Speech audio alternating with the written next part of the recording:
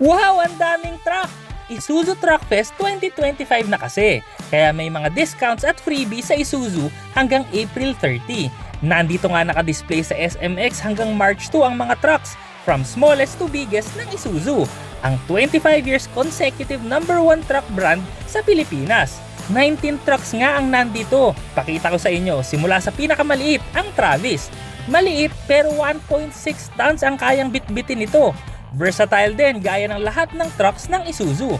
Pwedeng aluminum van, PUV. May concept van pa nga sila dito. Sana magkatotoo. Isuzu van, wow! Di lang pang tao, pati business pwede.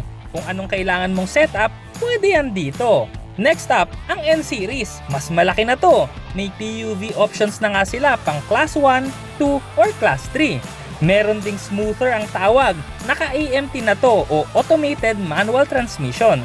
Kaya mas madali siyang imaneho. May mas malaki pa ang F-Series trucks na may AMT din. Versatile din sa pwedeng paggamitan. Last but not the least, ang SNE series. Naka Euro 5 engines na to. May fuel coach pa para mas matipid sa krudo.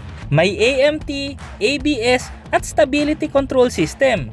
Kahit anong truck na kailangan mo, meron ng Isuzu. Alam mong matibay, fuel efficient at tunay na maaasahan. But wait, there's more! Ang Isuzu extensive ang after-sales service. Nationwide may dealerships. Nationwide available ang pyesa.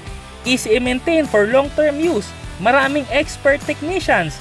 May Isuzu Mobile Medic pa na on-site ang servicing at roadside assistance. San ka pa? Isuzu na!